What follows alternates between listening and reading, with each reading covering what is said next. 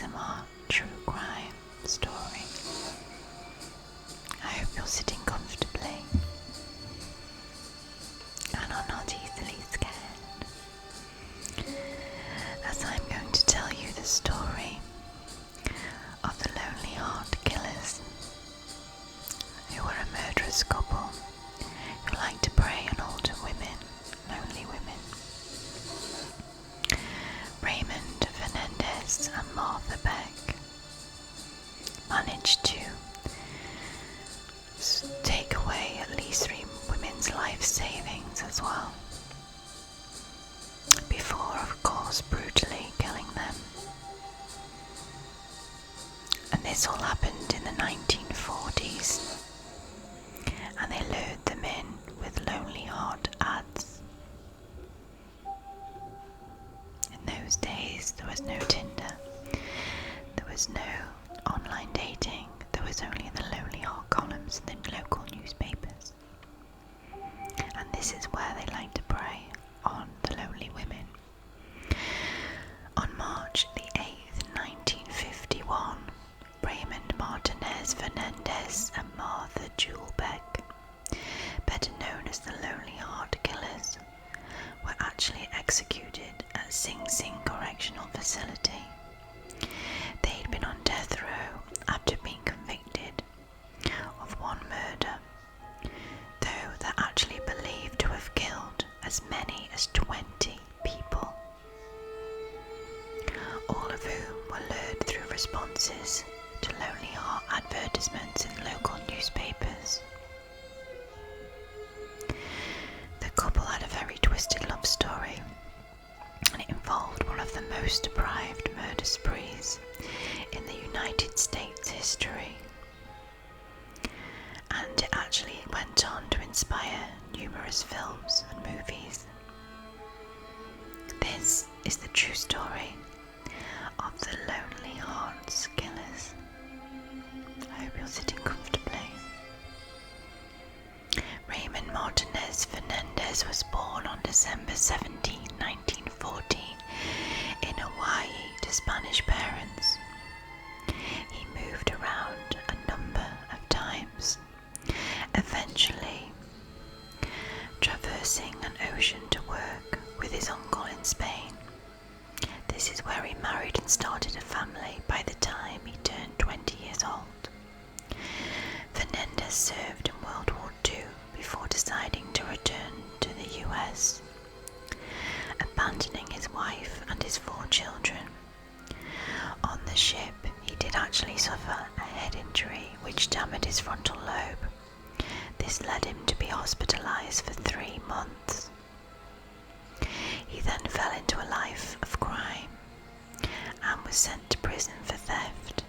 There, a Haitian cellmate reportedly taught him voodoo, which he believed made him irresistible to women. Martha Julbeck was born on May 6, 1920 in Florida. She had a glandular problem which caused her to be overweight, which in turn made her go through puberty prematurely.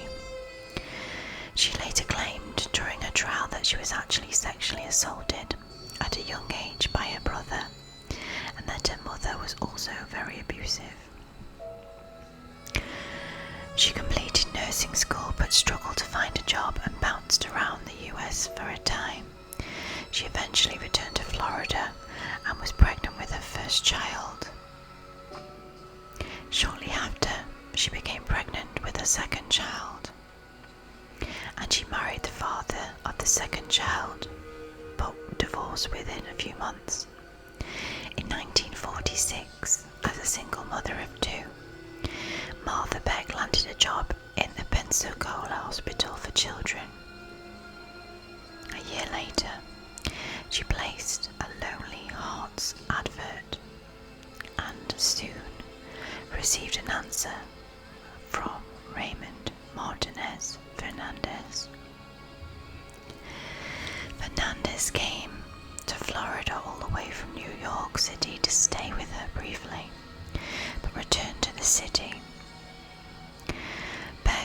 was then unexpectedly fired from her job. So she decided to go to Fernandez and move in with him.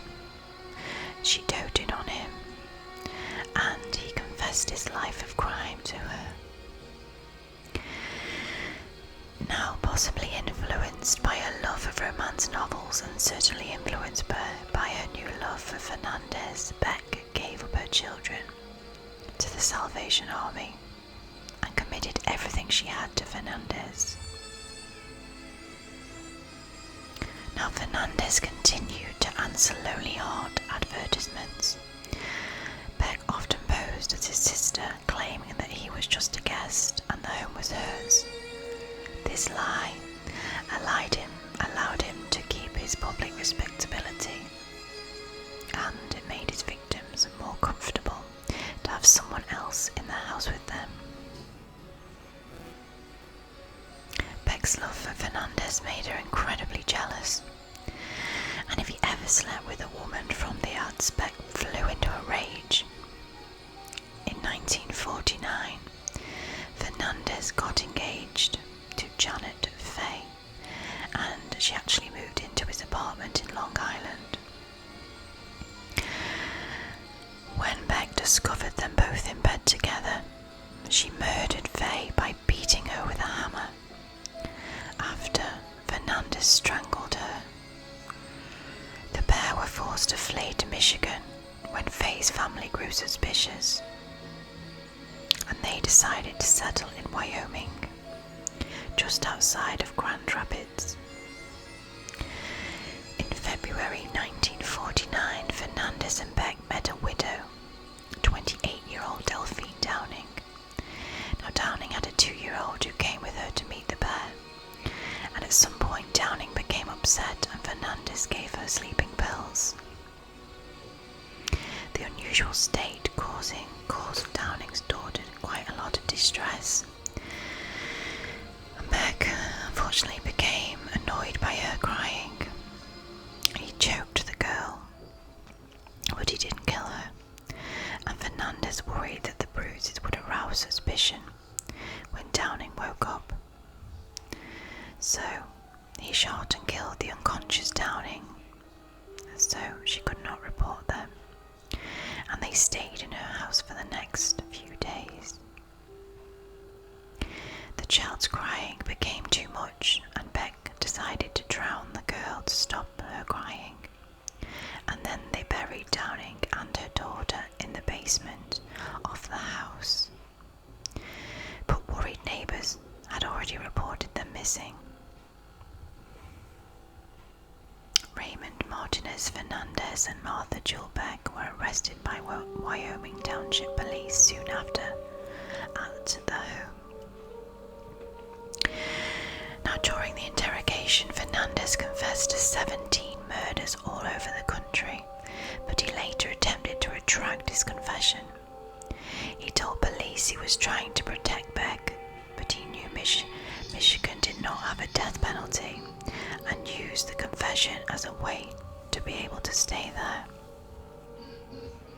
However, Fernandez and Beck were extradited to New York for the murder of Janet Fay, a state that did have the death penalty at the time. They were actually tried and convicted of the murder and sentenced to the electric chair. Soon after, they were remanded to Sing Sing. Though Fernandez believed he was trying to protect Beck, she was very open about her motives. In a final interview with the press, she said, "What does it matter? Who is to blame? My story is a love story, but only those tortured with love can understand what I mean. I was pictured as a fat, unfeeling woman. I am not unfeeling, stupid or moronic. In the history of the world, how many crimes have been attributed to love?" Fernandez and Beck were executed on March the 8th, 1951, at Sing Sing prison for the murder of Janet Fay. Though police had Fernandez's confession of the deaths of at least 17 people, there is no way to know if that number is actually much higher. The Lonely Hearts Club, once a way for people to find companionship, became synonymous with the killers and became few and far between for a number of years after. Though personal ads, misconnections, posts and online dating soon became the norm, the actions of the Lonely Heart Killers continue to serve as a cautionary tale to those looking to meet somebody new. So, be careful if you do reply to a Lonely Hearts ad.